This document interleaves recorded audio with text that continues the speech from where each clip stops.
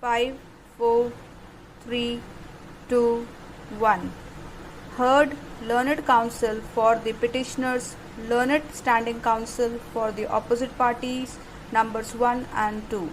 The notices on behalf of opposite party, numbers 3 to 5, have been accepted by advocate. By means of this writ petition, the petitioners have prayed for the following reliefs: to issue a writ, order, or direction in the nature of mandamus, commanding the respondents to immediately release the admissible amount of pension and leave encashment of the deceased employee with interest at the rate this Honorable Court deems fit, with effect from 30/8/2016 till the date of actual payment; to issue a writ, order, or direction in the nature of mandamus, commanding the respondents to pay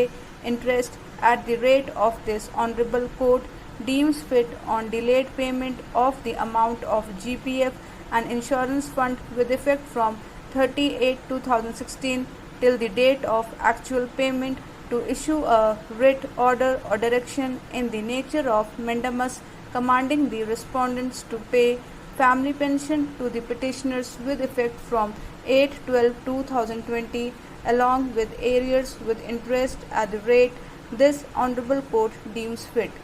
Learned counsel for the petitioners has contended that inaction on the part of the opposite parties withholding the post retrial benefits of an employee, Veena Rani, since deceased, without any rhyme or reason is absolutely unwarranted and arbitrary action of the authorities. It has been contended by Shri Dheeraj that the post retrial dues were admissible with effect from 30/8/2016 and the said employee represented to the concerning authorities time and again for getting her post retrial dues but to no avail, and she expired in a pathetic condition. Shri Dheeraj has submitted that the payment of post retrial dues was to be made by the university in question,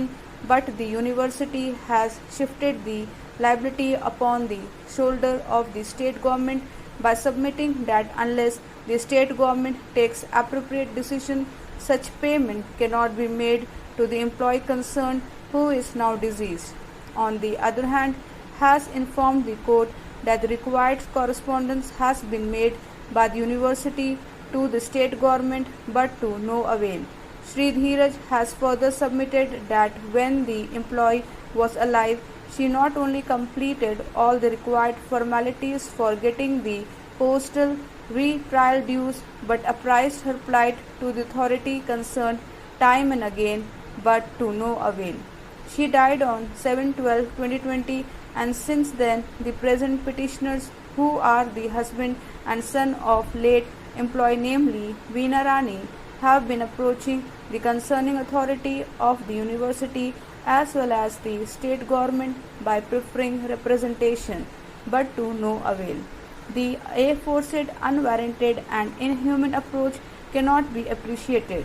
The post retrial dues of a retired employee should be paid with promptness if the necessary formalities have been carried out by the employee concerned, inasmuch as the post retrial life of an employee is totally dependent upon the dues which are paid in the name of post retrial dues.